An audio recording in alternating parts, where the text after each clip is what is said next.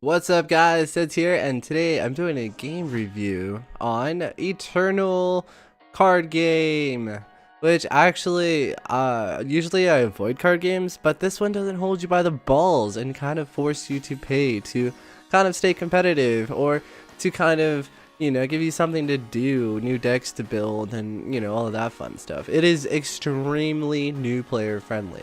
What also drew me to this game, that it is free to play.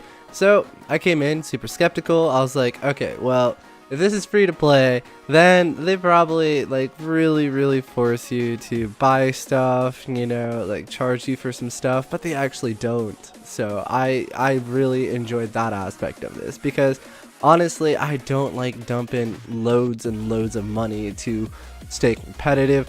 I mean, yeah, if I enjoy the game, I will dump some money into it, but I don't want to be forced, nor do I want to feel to be forced. So in this game, there's two ways to make money.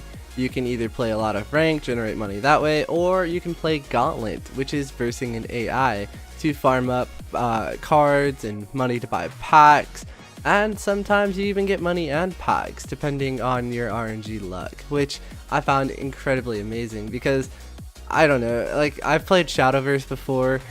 I mean, I enjoyed the game, but you kind of run out of stuff to do. Once you do the dailies, it's like, what to do? Well, this game does have dailies, and it also has Gauntlet mode. So if you're really wanting to grind out because you're super close to building the deck of your dreams, you can easily just farm out Gauntlet until you get, till you get comfortable. Then you can go farm out ranked.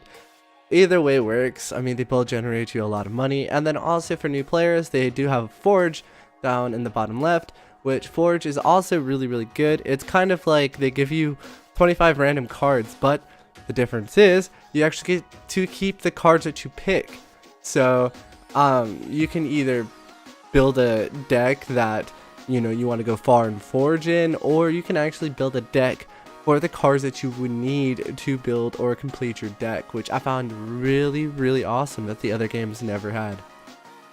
And now, honestly, you're probably thinking to yourself, what makes this game so unique? Is it A, pay to win, which we've established is not, and B, how is it different? Because you don't want to play another clone, because clones get boring after a while.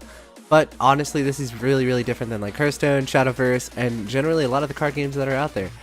Because, for one, as you can see, that I'm tossing down mana cards, and depending on, or they're not called mana cards, but they're like energy or mana cards or whatever you want to call them.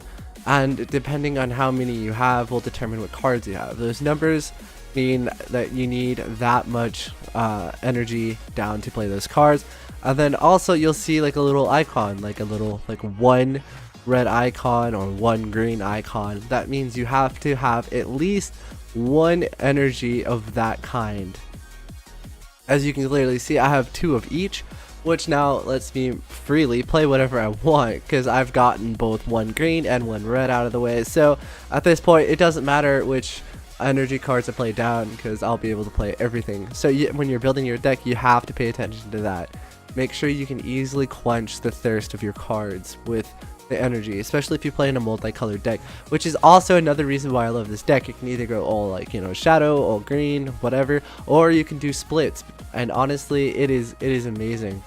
Also, what makes this game super unique is the fact that you have instant spell cards, or in this game they call them fast spell cards, which means depending on what you're doing, see right there, I have a choice of playing my one card, but honestly that doesn't apply, because that one card gives me 3 attack, 3 defense, and in that circumstance it does not apply to the effect that it was going to do. So you have to watch out for that when you're also playing your decks. You can do a lot of different counters, like if I had the card that would counter the spell, that would null the spell effect, and it can deal damage. You can do so much in this game. Another thing that is really different is you can't physically attack the card itself. The only way to attack the card that is on the field is by defending against it. So you also have to take that into consideration when you're building your decks.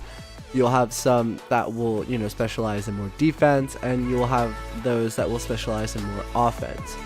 Well, that wraps up this review. Hopefully this helped you out, whether if you wanted to play this game or not. And I'm going to keep the gameplay going, so feel free to stay and watch the rest of this match, see how that turns out.